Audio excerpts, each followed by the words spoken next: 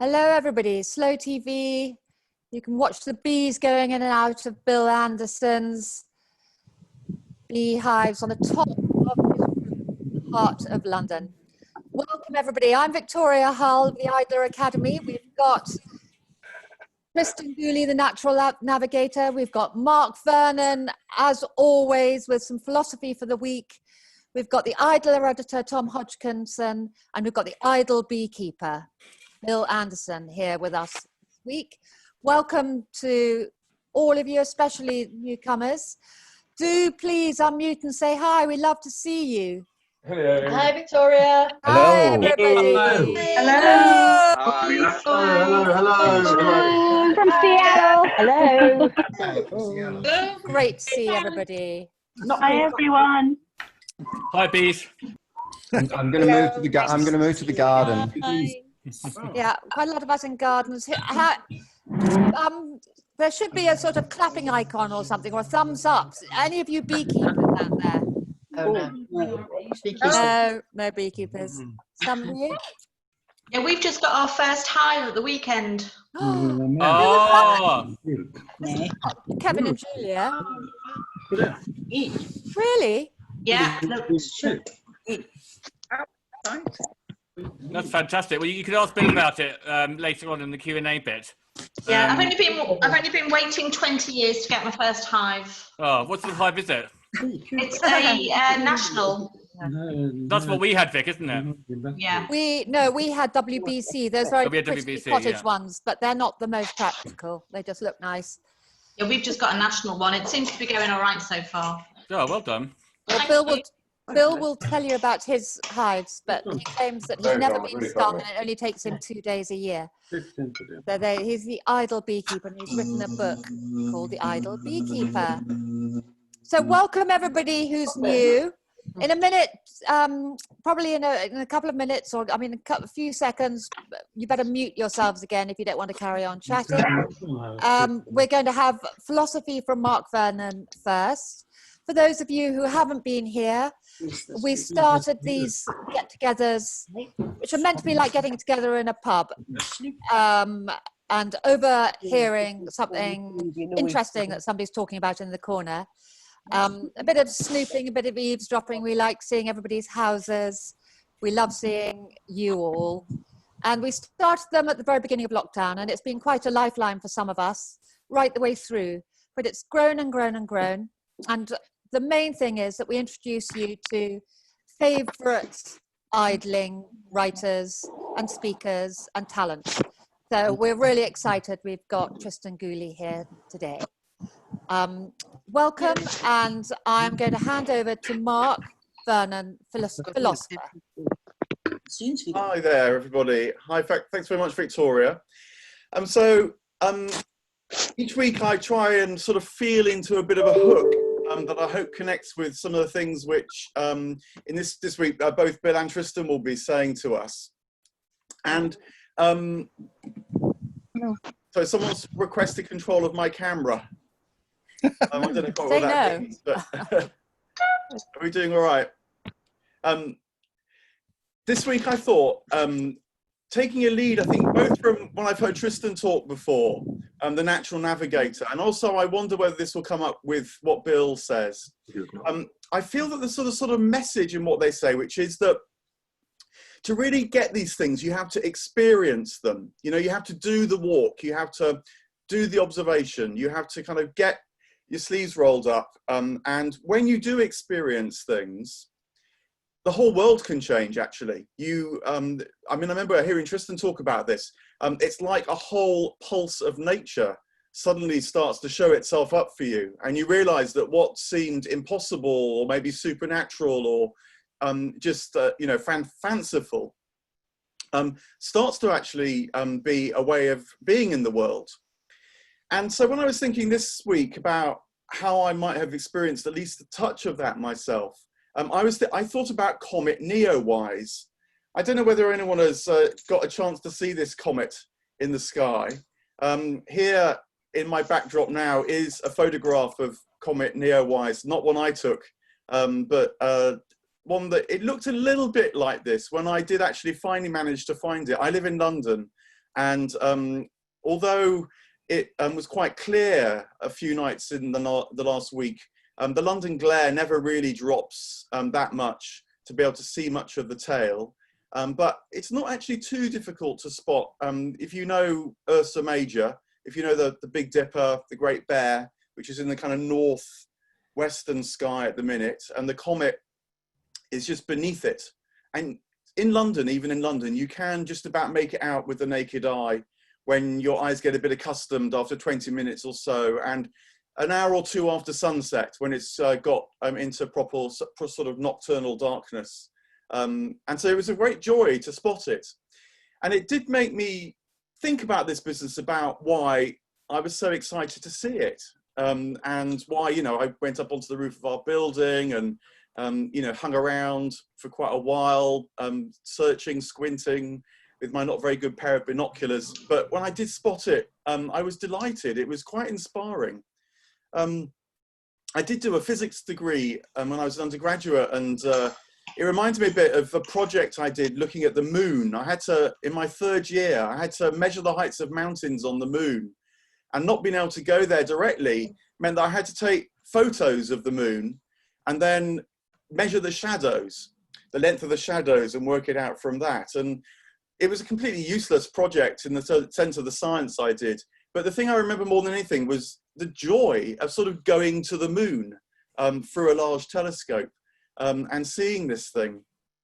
So the question then is sort of what more you make of it, apart from just the thrill, apart from the excitement.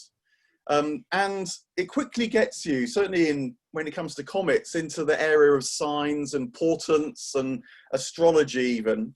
And in fact, when I was digging around a bit to give myself a few ideas of what to say about this, I discovered a slightly odd synchronicity that apparently there was a large comet seen in the year 536, which also happened to be the year that Hagia Sophia in Istanbul, Constantinople then, was opened.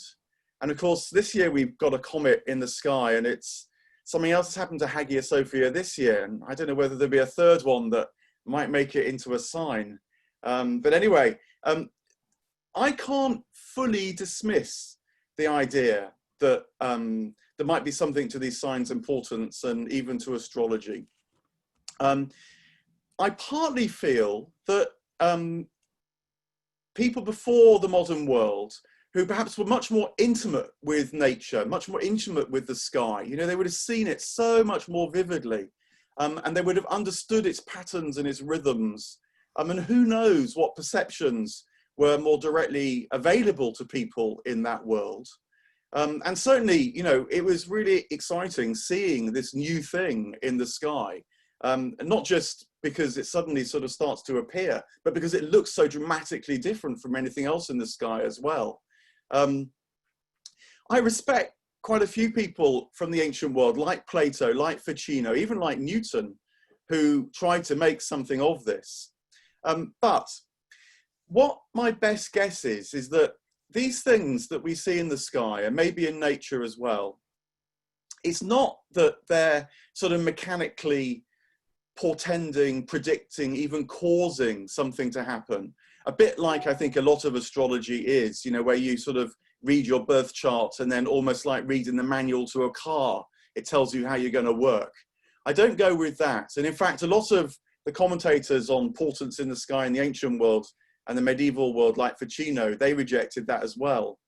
But what they said was that when you see these things, they stir up feelings in you.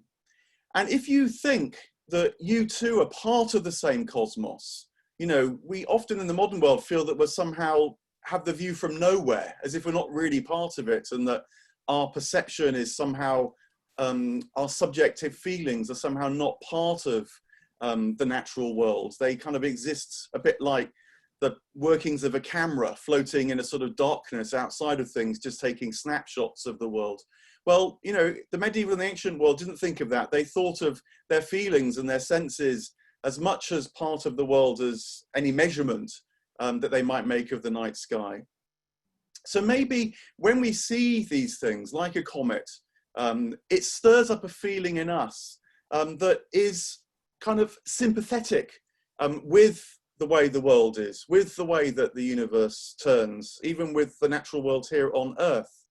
I think actually, this is what happened when, with quantum theory. Another thing which I saw this week, which was rather interesting, was a new film about David Bohm, the physicist, called Infinite Potential. I'll put the link in the chat afterwards if anyone's interested. It's a rather good film about the physicist David Bohm.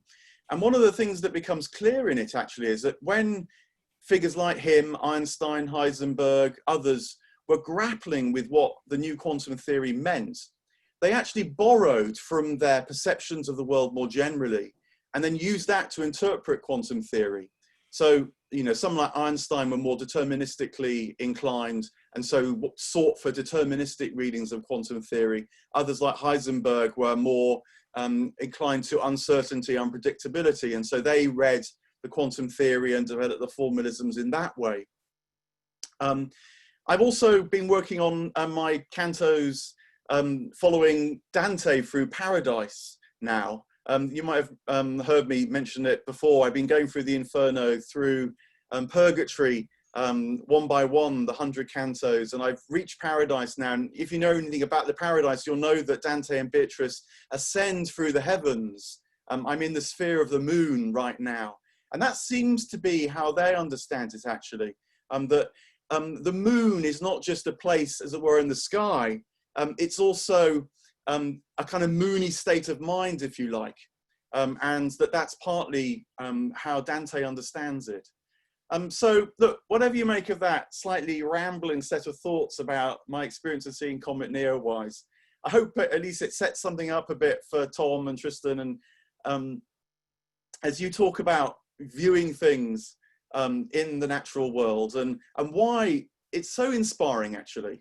You can take it at the level of, it kind of takes you out of yourself a bit. It's refreshing, it's entertaining, it's interesting, and so on.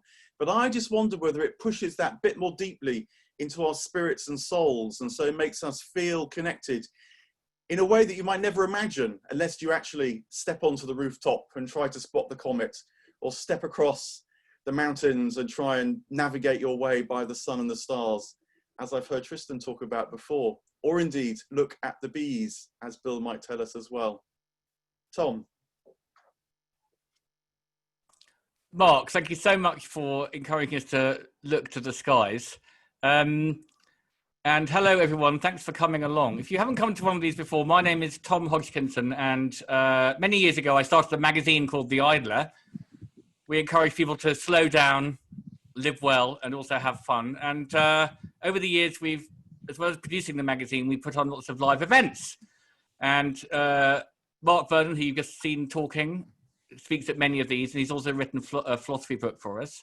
And another regular guest who we love seeing at summer festivals is Tristan Gooley, who I know a lot of you have come to see, and welcome all the Tristan fans, particularly the ones from the States. Tristan, you've got loads of fans in America. There's someone from Boise, Idaho, who's just come in, which is great.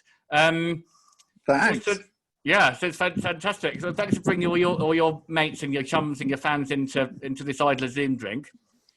We're doing these every Thursday. For us here in the UK, it's about 6 p.m, which is why I'm drinking beer. So cheers to everybody. And cheers to you. What are you drinking there, Tristan? I've got tea. I'm on a Sussex cloudy apple juice, actually. It's I'd like to say it's from my county, West Sussex, but it's actually made by the Splitters over in East Sussex. But it's very good. It even tastes of apples, which is a rare treat. Yeah, that's a real bonus in a cider, isn't it? But it's actually quite rare nowadays. Well, Tristan, thanks so much for coming along. We know you from your sobriquet, the Natural Navigator, and you are, in fact, we're going to talk about how you encourage people to get out into nature and interpret the signs they see around them. But you're not just the sort of person who's wandered around in nature, because you are actually a proper navigator. And can you tell us about one or two of your sort of navigational exploits? It started with very small journeys, and my life really, up until my mid to late 20s, was about the journeys getting bigger. And in terms of conventional navigation, it culminated with a solo flight and sail across the Atlantic. But even as I was doing those journeys, I knew my life had taken a different turn, because there was a sort of nagging feeling that as the journeys got bigger, they weren't getting any more interesting. They were challenging, and they took a lot of effort, and there was a little bit of adrenaline involved at times. But the thing that got me really excited was when I was a kid and I'd see a small challenge, and I'd feel it was entirely within, I was having to use my senses and my very limited abilities to get from A to B, even if B was just the top of a tiny hill. And so as the conventional navigation got, the journeys got quite big, thousands of miles, things like that. They didn't intellectually, they weren't lighting the bonfires. They weren't tingling the synapses in the way that I'd experienced as perhaps a 10-year-old. So I just flipped everything on its head in my 20s and started doing these much, much smaller journeys. And that's really what my work is about now, is getting people to enjoy that challenge. And it doesn't even involve, people might think, I might have to do a 5-kilometer walk to experience this. You can genuinely, you don't even have to go outside. You can look out of a window and just ask yourself the question, which way am I looking? And there will probably be out of most windows, you'll probably be able to see a couple of dozen signs that will tell you which way you're looking. And that's the beginning of the mental journey. And then it's entirely up to us. If we want to cross a continent using these skills, that's possible. But if we want to just have a more of a cerebral journey, then that's an equal part of it. And also, I think I'll just wait for Corey to calm down a bit there. Let's just mute Corey. Okay. Yeah, one of the things about lockdown has been that, certainly in my case, we've sort of connected with our own local area more, if you like, and people. We've been going down the river and places I've never even seen before. I've lived in London more or less all my life, and we are looking out there more and looking at our own immediate environment. Now, what's immediately behind you, Tristan, today? Where are you? I'm at home in my garden. Behind me on this side here is a tall ash tree, which probably won't be there in a few years, sadly. I wrote about the way trees experience storms, and I said if a tree grows up getting used to the winds around it, and if you fell the trees around an isolated tree, then that one will suffer. And that's exactly what happened to this one. So I wrote about it and then watched it happening over the. You can probably see it's not an entirely natural looking tree because some of the big branches have come off it. But yes, that's where I am, and this is where I practice a lot of my small natural navigation journeys and a lot of my research. The most exciting things I work with are the things that we can find close to home, in a backyard, in my local woods, that sort of thing. Sometimes I go far afield to find them, but then they only really stick with me and make it into a book or something similar if they can be found very close to home. Now, how has your lockdown been? Because I guess you've pretty much been at home for 4 months, and you're often to be seen out and about, as we said before, at festivals. You hit the road, but I guess you've been more or less incarcerated like the rest of us. And how's that been? Yeah, I can't complain. I'm very fortunate that, it was a deliberate choice. We moved to live next to a woods because it's what we wanted on a personal level, and it just happens to be very helpful for my work. So we can get out into the countryside even before we were allowed into cars and things. I was able to kind of do a bit of roaming there, which for me I felt was it's I'm grateful for that opportunity, but also professionally it was very nice. So in some senses I was just going even deeper than I was before, and I was starting to notice things that it is my job to notice things, but even with that said, there are lots and lots of things that I suddenly realized had passed me by. I think it was a few weeks ago, I started to notice how moss at the base of trees is a hygrometer. It's telling us how humid each patch of the wood is. And then I was... Sorry, I just missed that. The moss on the tree. Yeah. So in my work, people tend to think moss grows on the north side of things, but actually it's not a terribly useful compass. It's not fussy enough. Lichens are much better for that. But it is a very, very good hygrometer. It is very good at measuring moisture in the atmosphere. And if you look at the base of trees in a woodland, you'll find moss around the base of most trees, unless it's a very dry area. But then as you move through a wood, you'll suddenly notice the height of the mosses go up, and that's a damp patch. So it can be telling you that the soil or the rocks have changed, or that you've gone down into a dip. And then just tiny, tiny things like where leaves settle within a wood is actually mapping the wind flow for you. So if you walk across a wood, you'll notice There are places where it's bare, and quite often that's where soil on the earth is thriving.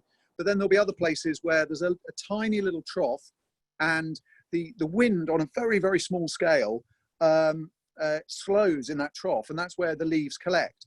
So you can have if you've got, as we've had, most of us, those not toiling at the front line, a bit of time, and you're trying to really explore an area, you can find that actually there's dozens of these little microclimates and little worlds to explore, even within a walk of 10 minutes. Now, what about the natural world, Tristan? Because we've been reading a lot about how the slowdown in transport, for example, has decreased pollution, and that's actually been welcomed by the natural world, by which I mean, insects, birds, animals, trees, and so on. Is that something you've noticed?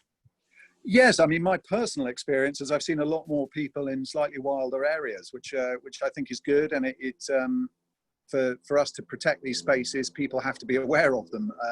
The wilderness that's most at danger is the wilderness that we have no relationship with. It's thrown a couple of things. Like, I used to use this thermometer where if you counted a certain number of people on a path over 10 minutes and then doubled it, it would give you the temperature. But that's gone out the window with lockdown, because the numbers of people have changed. But I think I think there is a few positives. There's a process of creative destruction going on, and we shouldn't underestimate the destruction. There are a lot of people, economically and organisation and all sorts of other things that are in the storm at the moment. And I certainly don't want to make light of that. But every crisis forces us to reevaluate some things, and I do think it's encouraging, as the financial crisis did in some ways. It is encouraging a more from less philosophy. Sometimes because we just have no other choice. If your chosen way of sort of entertaining yourself for 2 hours was quite consumer before, then suddenly you're forced to replace those 2 hours with an activity, and nature will keep you entertained for 20 years, never mind 2 hours. But it's so much better when we've had some sort of an introduction by reading one of your books, and you're also doing a podcast now. How often are these episodes coming out, and can you let us know what the next one's going to be on? I've released 6 episodes of The Pursuit of Outdoor Clues, and we might be able to share a link. And I honestly don't know where it's going. It's all very new to me, but the principle, it's a slightly different format. Most podcasts, I enjoy podcasts. Most of them are, they break up the single voice in an interview format. This is very different. This is me just walking out. And because of the experience we've been through, they are almost exclusively in this part of West Sussex, and I'm on the search for either a new clue or a fantastic new example of a clue. In one of them, I'm trying to see if I can use badger sets as a compass. I won't spoil the fun by telling you whether that succeeds. But as you know, Tom, my whole philosophy is that absolutely everything outdoors is a clue, and those of you who've been kind enough to join us this evening, do fire a question of something you think, anything you've seen outdoors at any point in your life, perhaps over the past couple of months, but that you can't imagine could be used as a clue or a sign, that couldn't be used to make a map. And here live on Idler TV, I will I'll have a go. Okay, all right, I've got one for you. Fire away. Something's been puzzling me, Tristan. We have a very urban location for our office. It's underneath the Westway, but it's alongside the canal on the other side, the Great Western Canal. It goes up to Camden Town and through Regent's Park Zoo, and you probably know it. And it's, goes past Laverick Grove Sainsbury's at one end. And there's quite a lot of nature on it. There are moorhens and coots nesting. You even see a cormorant sometimes. And every now and then, the whole surface of the water is covered with these little sort of green leaves about that big, little discs, and it completely covers the whole thing, and then they're gone. My best guess, without seeing it, is possibly duckweed. It's almost certainly a type of algae, and all surface algae is generally telling you that the system is tipping towards what freshwater specialists I think would call eutrophication, but basically nutrient over-enrichment, which is very, very common in heavily populated areas because things are creeping into the water. I mean, we have a pond we swim in here, very, very small thing, but my my sort of daily ritual is you know, locking horns with algae, because all it takes is one bird or something else to put some phosphates or something into the water, and then the algae blooms. But what you'll find, phosphates is a sort of euphemism for bird shit. Indeed, yes. Okay, yeah. But next time you see it, if it's covering the entire area, it's slightly less interesting, but it's a sign of an ecosystem probably under a bit of stress from that. But normally what you'll find is there are patches where there's some, patches where there aren't, and that you can get very interesting. Nothing's random, and those patches will be mapping flow, but also relationship with the wind. So you can actually use them to navigate, because once you've tuned into where the wind's coming from, if you feel the wind coming from the southwest, for example, you quite often find it sort of forming sort of dense clumps in northeastern sheltered pockets and things like that. But yeah, whenever you see that, look for the pattern. Nothing is random. It will be telling you exactly what the water's doing. It might be telling you what the animals are doing as well. It's akin to some of the techniques that are used in the ocean. The way the water moves is always organising things on the surface. Okay, so there's all these signs for you, and I've got another question for you, if you don't mind. One of my favourite films is Mutiny on the Bounty, which I'm sure you know. Now, as we all know, in Mutiny on the Bounty, Captain Bligh is thrown off the ship with a few sailors, deputies. While Fletcher Christian goes on to the island and where he has to stay, he goes to a sort of paradise. Captain Bligh has to sail back home. Now, I don't know where exactly he was, but is it true that this was supposed to be, one of the most incredible feats of navigation sort of ever? Because it was such a small boat, and how on earth did he get back?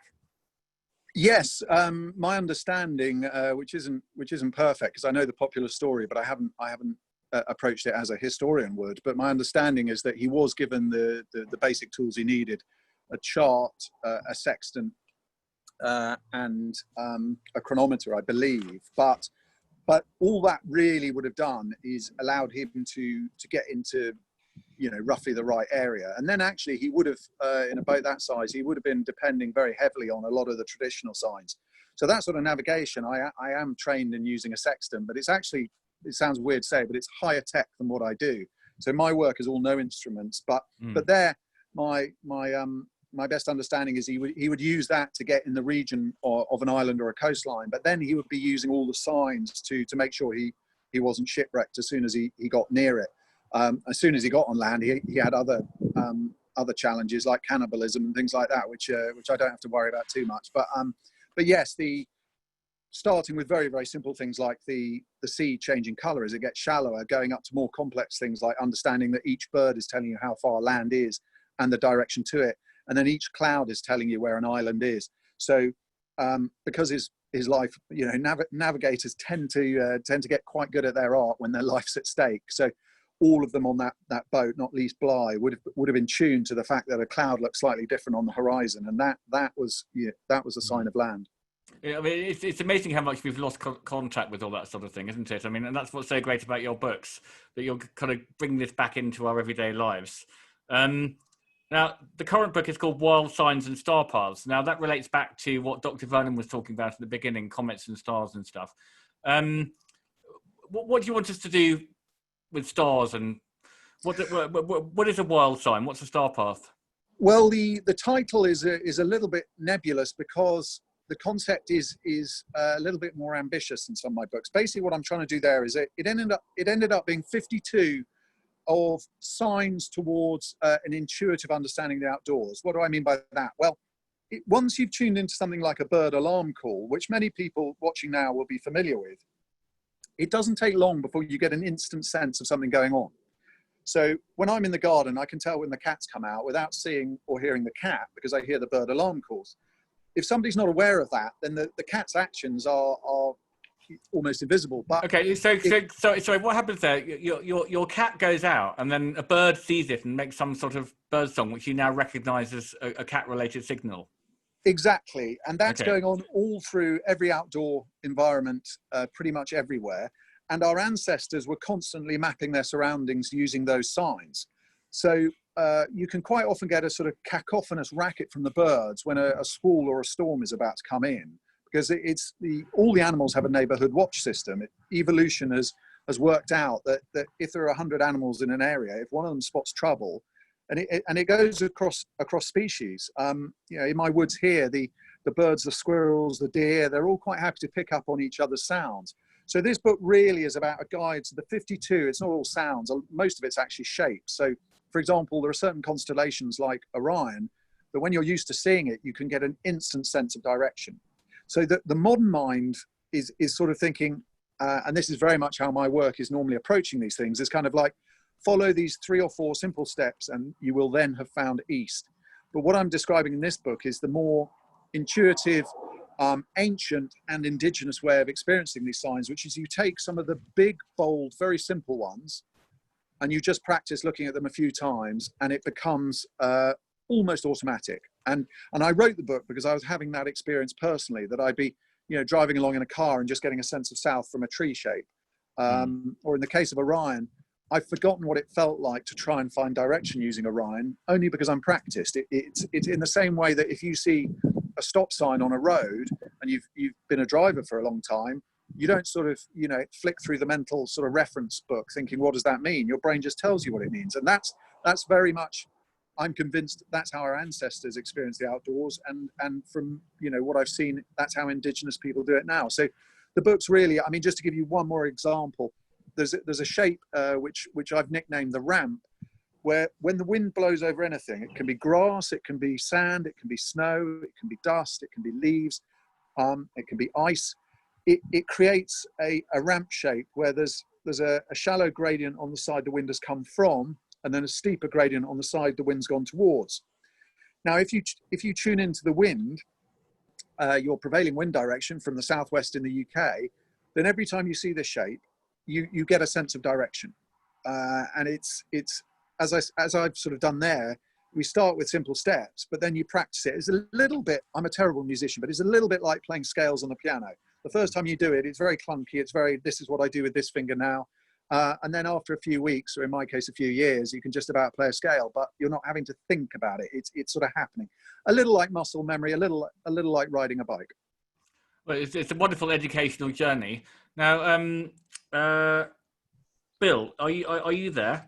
Could I just ask you a couple of things? Well, firstly, what actually is a sextant? And also, what's your view on, while we talk about technology, don't you think sat-nav, Google Maps, and all the rest of it, people carrying their phones around with them, has made the situation even worse? Not only have we lost touch with our sort of instinctive sense of how to navigate using signs from nature, we can't even read a map.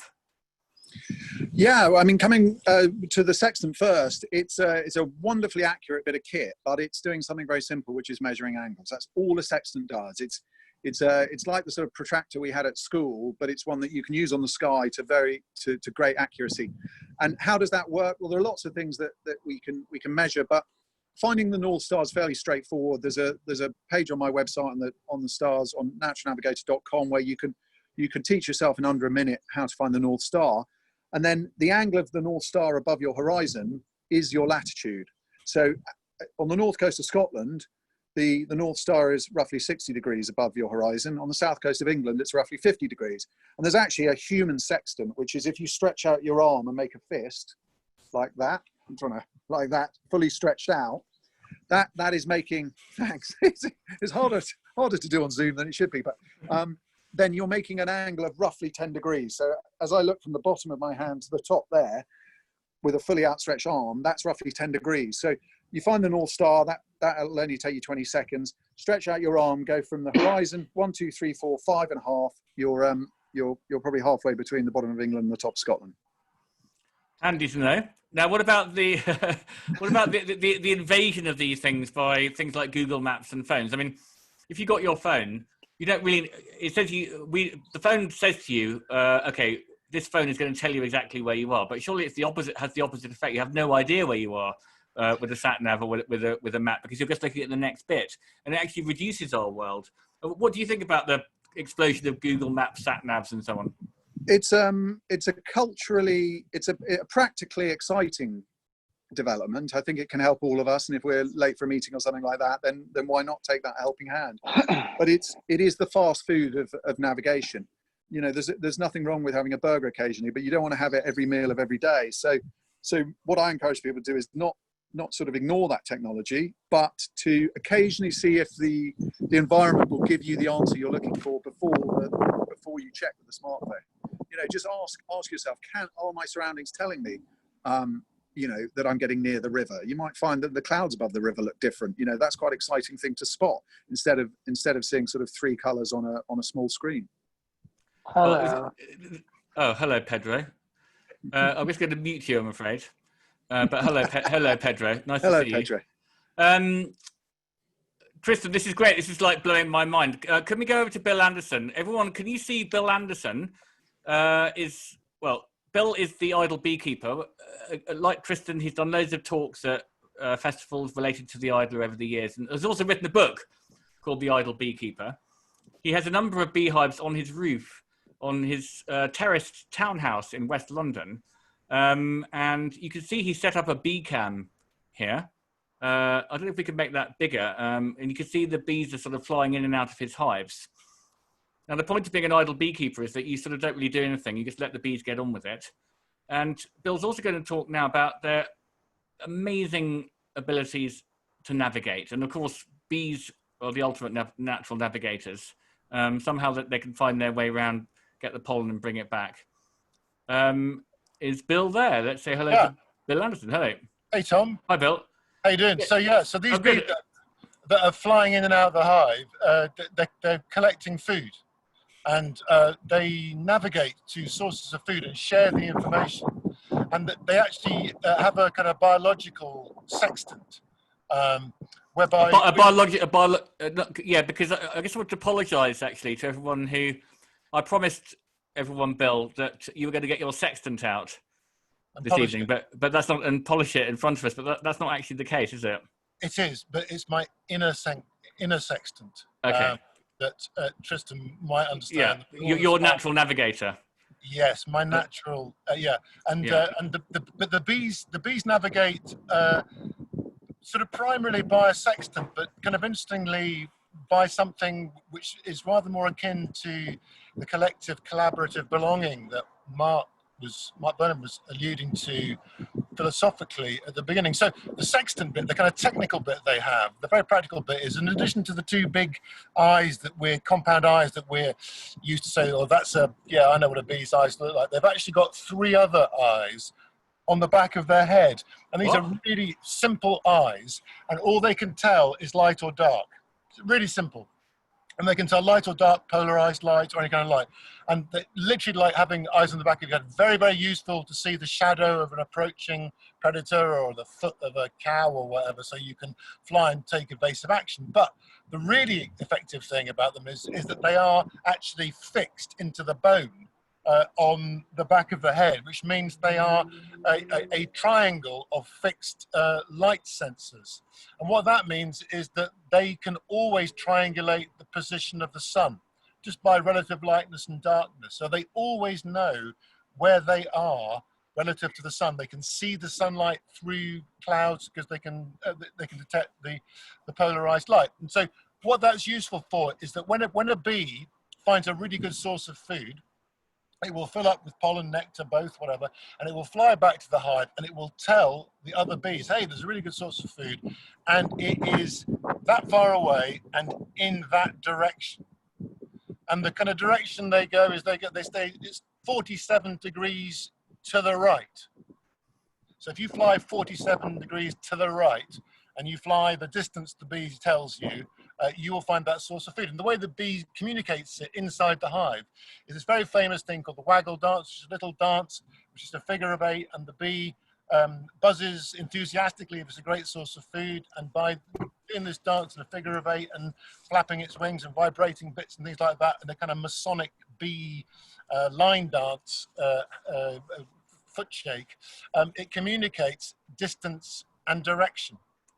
And this is relative to the sun. They can't navigate by the stars. They only navigate by the sun. But let's try a Zoom experiment. If you imagine from that picture of the hive, a bee flying into the hive, I'd like you to all close your eyes, and imagine you're inside a hive. It's really dark, isn't it? You can't see a thing. So what you're doing is this bee's doing this wonderful figure of 8 dance, and you've got to copy it so you know the bearings and the distance that you're going to go to. And the way that you copy it is that the bee is by walking on the honeycomb, you're feeling the vibrations the bee's doing in the dance in the dark.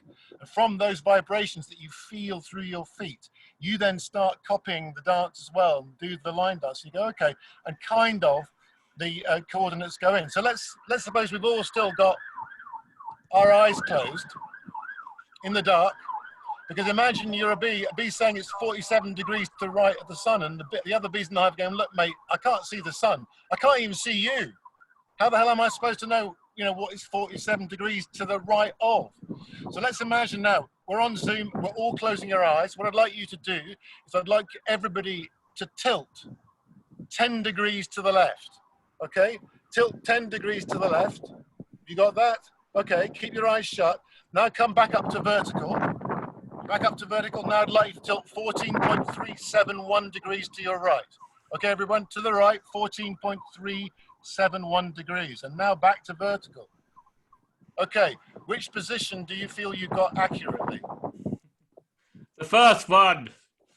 What, 10 degrees? Or 14.371? Neither. Neither, exactly. What? Vertical. You only understand vertical. I knew that. Someone else. Oh. Okay, so basically what happens in the hive in the dark is the bee does a dance and it's hanging on the comb, and all the other bees know exactly what vertical is. So the dance inside the hive in the dark tells it 47 degrees to the right of vertical. You know how you're hanging right now, how it feels when your abdomen is directly below your nose. So you're kind of on a plumb line. So then what happens is those bees, having gone, 47 degrees to the right of, straight up, then fly out of the hive and immediately go 47 degrees to the right of the sun. They interpolate the bearing to a new kind of magnetic north. It's not magnetic, it's not gravity, but it's the sun. So this is an incredibly sophisticated thing, and it's really kind of useful. And that's like the bees working to a sextant. But here's where it gets really interesting. Let's suppose you're a bee and you come back and you've laden up with food, and you're full of nectar, and there's a big nectar on, there's loads and loads of flowers, there's loads of bees coming back. So you fly in, you know exactly what the coordinates are to that lovely food supply, but you get log jammed in a queue to dump your nectar off before you actually are able to explain. I'm going to put my face on it too, Alan. So you might be able to, you're having to wait to unload your nectar, and so potentially it's going to take half an hour, maybe longer, before you can get to do your dance to say it's all absolutely wonderful where that is. So what the problem with that would be that the sun has moved in that half hour. Your directions are now inaccurate because half an hour has passed, the sun has moved. The place where you're sending the bees, your fellow bees to, is now not 47 degrees to the right of the sun. It's either 49 or 45, depending on the time of day. Times have moved. So, but here's the really interesting thing. When the bee finally gets rid of her nectar and goes onto the dance floor to dance the dance, she corrects for the time that's passed. She corrects so that she gives the exact accurate coordinate so that a bee flying out of the hive as soon as they've got that dance flies to the right place. And what we find is the bees have an incredibly accurate circadian rhythm. Adult bees that have hatched out in the hive that are 2 days old as an adult bee that have never ever seen the sun. They've been in the hive all of their 2-day life. They have a circadian rhythm which is incredibly accurate. And what we think happens is that there is a kind of hive mean time. That all the bees flying out and measuring stuff with the sun come back and they kind of collaborate and they create this kind of hive mean time. So you don't need John Harris making the amazing clock that in the great story of longitude, when navigators had to have a chronometer, a clock, something that told them what the time was at Greenwich. so that they could work out what that meant in terms of longitude, because the sun only really tells you latitude. I think I've got that right. I can't be told what happened. So what's interesting here is that this is a kind of collaborative, communicative circadian rhythm correction. And one of the things that I find striking about us human beings that is, if, for example, you get together with 20 people and you spend 20 minutes drumming and syncing up, after 20 minutes, or I don't know how long it's been, all your heartbeats sync up. And then what happens is that if you then do a collaborative task with your sunk up heartbeats after 20 minutes of drumming, you collaborate much better on every metric that is measured. So they should do that in at BP in large corporations. They could have, like, before a board meeting, if all the directors got the bongos out and just like drummed for 20 minutes. Some crusty in and get them drumming. But the interesting thing is it's about syncing up a circadian rhythm. And I think one of the big problems about not just Google but actual watches is that we lose a sense of trusting our circadian rhythms. It's like there are people who can go and have a power nap and just go, I'm going to go to sleep for 11 minutes. And they go to sleep and they wake up and guess what? It's 11 minutes later. And so, because we start to rely on maps and Google and, watches and things like that, we maybe become disconnected from our circadian rhythms, from, dawn to dusk and how that's changing. I sort of feel that aspect of bee navigation is probably, closer to what we're talking about today than the kind of miraculous sextant calculation and recalculation using the sun and gravity as relative bearings and being able to, readjust for time. But I think what's potentially really interesting is that time is a huge aspect of navigation. And I think that, that a huge part of it is kind of physical, innate, and just to be trusted. Bill, that's so interesting. We've got lots of questions lining up, so I'm going to move on to them now quickly. First of all, for you, could we be really quick with the answers, or I know they're quite detailed. We've got a question from Hume. Hume, could you unmute now? And we've got a question from Ian Anchors. These are the two questions for you, Bill. Hume and Ian Anchors, would you like to unmute and ask your questions? First of all, Hume. Hello. Hi. Hi. Can you hear me? What's your question, Hume? Yep, we can hear you. I'm just curious what you've swaddled your hives with and why they're swaddled. Okay. This is not a super quick answer. You need to read the book. Basically, the hive system that I use tries to emulate the bee's natural habitat, which for 15 million years was a cavity in a tree, usually hollowed out by a woodpecker. And the cavities in the trees that the bees like are about 40 litres big. But if you imagine a cavity and you imagine the tree surrounding it, the walls of the tree tend to be about 6 to 10 inches thick. And so what I'm doing is I'm trying to create an insulated covering around some thin walled hives to make them the equivalent insulation of thickness of insulated thickness of 10 inches of wood, because inside the hive, the bees keep the inside of the hive at 35 degrees centigrade, 24/7, because if they don't, 40,000 babies will die. So basically the hive is more of a womb than a room. In there, it's not a honey factory, it's an incubator. So to keep their babies warm, they've got an extraordinary temperature control system naturally, but it's all evolved in the safe assumption they'd have 10-inch thick wooden walls. That's very heavy to keep as a beekeeper. So what I've done is I've wrapped them in, beneath that waterproof membrane is sheep's wool, designed to keep an organism at 37 degrees or 36 degrees, 8 million years into evolution, very flexible. And so it's designed to actually give the bees as much of an emulation of a natural habitat, which is a tree cavity with very, very thick wooden walls that are highly insulative. And if you want to know more, you can read all about it in Bill's book. We'll send a link to that as well, The Idle Beekeeper. Ian Anchors, will you quickly ask your question for Bill? Thank you, Bill. Really fascinating. I just wanted to know, when we all see a queen bumblebee, the bombus, in early spring, I'm fascinated to know what's woken her. Is it light or temperature or something else? I think it's all of the above, and it's also crucially the prospect of food.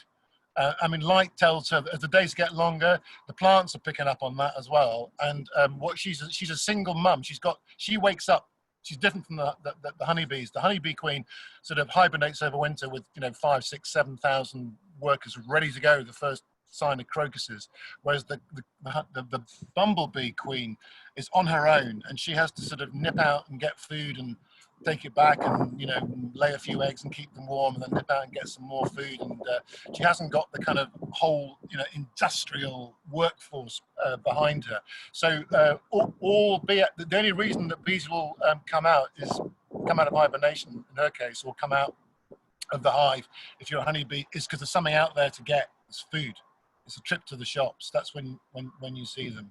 And the honeybees, then their natural nest is these honeybees and bumblebees inherit their accommodation. So the bumblebees are looking for a vacated mouse nest, which is kind of underground and usually quite well insulated, because the mice like to keep their babies warm.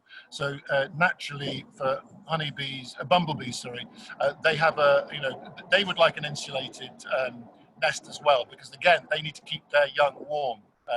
So yeah. Okay, Bill, thank you so much. Now, the questions are lining up for Tristan. We've got one from Mark Price. Mark, then I've got questions from Doris, Elizabeth and Chris. Could you be ready to unmute or unmute all of you? First of all, Mark. Hi, Victoria. Hi. Denise here is talking. It's actually my question. I'm interested to understand from the perspective of trees. Are there trees that are more the sages of the forest community? So, for example, those trees that are planted and have got a quick turnaround in terms of, maybe, pine trees or whatever, they maybe have a turnover in their life cycle compared to maybe the oak trees, which are the more venerable members of the forest community. So do you see differences between the I think trees and their ability surroundings? Yes, from a natural navigation perspective, the speed that things are happening is very important, because in broad terms, we divide the forest up into the sort of fast and slow growing. And the reason that's useful is for map making. So if we take the fast growing birch trees, they spread millions of seeds literally, and they're opportunists. They're looking for bare ground. So we find birch trees at the edges of woodlands or in clearings. Whereas something like the oak, it's a bit of a tortoise and a hare situation, where the birch trees are the hare. They tend to look like they're going to win, but actually 200 years later, we don't see them at all. So the birch trees are gone in 70 or 80 years. Whereas, so if you're walking through an established woodland, you wouldn't expect to see any birches, but you will see oaks, beeches, and basically the big seed trees are the tortoises in this particular race. So that's the broad map making principle in terms of the speed of growth there. Great. And Elizabeth, you've got a question. You're ready. Yeah, so we have to be really quick. Hurry up. We're running out of time. Don't talk about being quick, just get on with it. Yeah, thank you very much, Tom. I'll see you later. Basically, walking through the woods, our ancestors walked barefoot and could feel what was going on underneath the earth. I know this because I was working on a book on truffles with Roger Phillips, who was a person to work with, and walking through a wood with somebody who had found a stash of truffles, the English one, the summer truffle. And he said, it was lucky that I found them because I was wearing thin shoes. So the idea of being able to read a landscape through your bare feet, do you ever do that? Is that one of your... Yes, yeah. I mean, the sense of touch is very much part of our toolkit. And as a natural navigator, we only have the senses, so we treasure each of them. We'll use every single part of our body. So suddenly feeling a cool breeze makes us tune into the direction it's coming from. It could tell us there's been a wind direction change and a weather change. Going down through the body, yes, anything that tells you something about the temperature of the ground is going to be telling you about the soil and the plants. I mean, you don't actually even need bare feet to to tell that. You can get 3, sometimes 5 degrees difference as you walk over different vegetation, even if the weather is the same. So you know, heathlands and sand, you'll get a 3 degree difference. So those things are, everything is of course connected. So whenever we pick up a change of any sort, it's a prompt to notice the other changes. You know, has the soil changed? If so, why? Is it the rocks? Is it the moisture? Is it the nearby trees? I mean, fungi generally are fantastic as part of that network, because as a natural navigator, fungi are rarely isolated signs. They're telling us either to look for a tree species or for some other microclimate or other similar signs. So, you know, just joining a few things, the fly agaric tells us to look for the birch trees. The birch trees tell us we're at the edge of the woods, or the King Alfred's cake tells us that there's ash, which means there's some moisture. Why is there moisture? There's probably been human activity there as well. So all of these pieces layer over, and the more skin you've got in the game, as it were, the more likely you are to pick these things up. And Tristan, what about magic mushrooms? What do they tell us? They make you feel that you don't need to worry about being lost, but it's a little while since I've done any primary research into them. I'm sorry to say. There must be loads growing around you though. Yes, I haven't done a harvest, but if lockdown continues any longer, then that'll be next on the list. Fly agaric will do it, Tom. Okay, we'll give that a go as well. Thank you, Elizabeth Livard. Okay, we've got a question from Doris, and then could Judith Needham and Chris Crossley line up to ask their questions? Hi, Tristan. Thank you very much for all the wonderful information. I just wonder whether you could recommend a route or a trail for somebody who's new to England that is easily accessible by public transport, train or whatever, from London, to find out more about nature in this part of the world. And ancillary to that question is, and what should this person pay attention to learn to be a natural navigator? Thank you for the question. I think I'm assuming you're heading out of London. Is that the? Yes. Well, yeah. Anywhere that I can learn about nature in this country or this. Well, I would. It's a fair question, but my perspective would be a little bit different, which is, instead of believing that there's incredible nature at the end of a journey, find the incredible things close to home. And if you're looking for fantastic places to visit, I'm sure people watching will be able to throw in some good ideas. But it's a long time since I was probably the best person to suggest that coming out of London. But what I would suggest is, you know, just a park, list the 5 things you see, just mentally notice the first 5 things you see and just think, how are they making a map for me? And it doesn't matter if you can't come up with an answer instantly, because just the act of asking yourself makes you notice things. It'll make you notice that there's sort of strange orange coloured lichens and stinging nettles by the gate, and then you start noticing that by every gate. It might take a while before you work out that that's where the dogs are peeing, and that's not the nicest map there is, but you're noticing things. You're realising that nothing's random. So yes, my general perspective is, instead of believing that there's, you know, wonderful nature at the end of a long journey, look, if we just honestly believe everything is a clue, even if it's you know, a dull looking lichen on a pavement even is telling you about the air quality. So yes, I'm sure lots of people will suggest good routes for you to take out of town, but before you actually go on them, spot 5 things and ask yourself, you know, can I find a clue? And you'll surprise yourself. You will work some fun things out. Well, I hope so. Thank you. Quite right too. Yes, it's been an amazing chance to look at our localities, our own local nature during lockdown as city dwellers. Judith Needham, you got a question, and Chris Crossley after that. Hi Tristan, I'm just in. Hello. It was for Tristan. Back in the early 80s, we had a house which had a badly leaning over walnut tree, which did subsequently come down in a strong wind, and it started me looking at walnut trees. And since the early 80s, I don't think I've ever really seen a walnut tree that's straight. They all lean over, and I've never really noted that they lean in any particular direction, but this is all over England, all over the UK, all over Europe. Every walnut tree leans. Have you noticed this?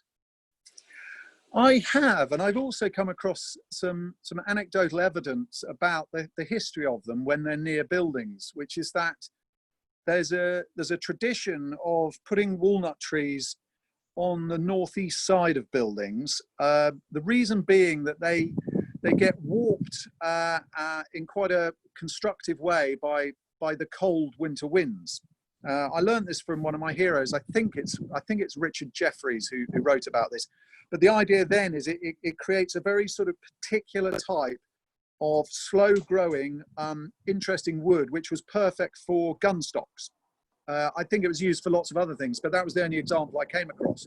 So, sort of similar to yew trees and a few others in our landscapes, there's a very sort of human, sort of symbiotic thing going on there, where we find a niche for them and plant them over hundreds, in the case of yew trees, thousands of years.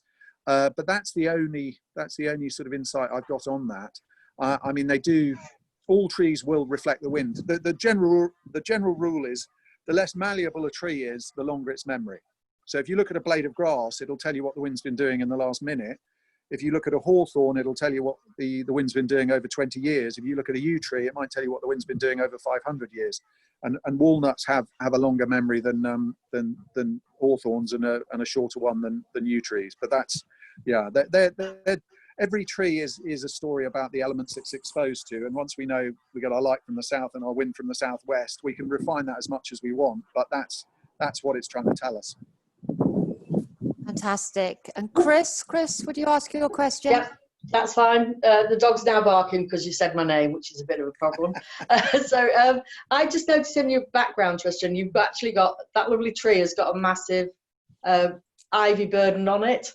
And what does ivy burden tell us about where you are? I think that also leads into something maybe for Bill, because ivy is a fabulous thing for a fabulous habitat for a lot of nature, and I really object to taking it off my trees, but I know I'd have to because of the health of the trees, etc. Yes, ivy's a very interesting one. I think a lot of people assume that it's parasitic and doing active harm, but as you put it there, the burden is, my understanding is that it sort of can effectively double the surface area, so it makes a tree, particularly one like that, vulnerable to storms. So I do think that one isn't long for this world. But just more broadly about ivy, there's 6 ways we can find our way using ivy. The immature ivy leaves with multiple lobes and points grow away from the light towards the north side of the tree. Then at about 10 years old or more, depending on height, it turns mature. You end up with single pointed leaves, which then grow bushier on the southern side. I don't know if you'll be able to see it on that one, but it is there. You get more ivy at the edges of woodlands. You don't get ivy in the heart of woodlands. So a little bit like the birch trees, they're indicating that. You get slightly more on the north side of hills than the south side.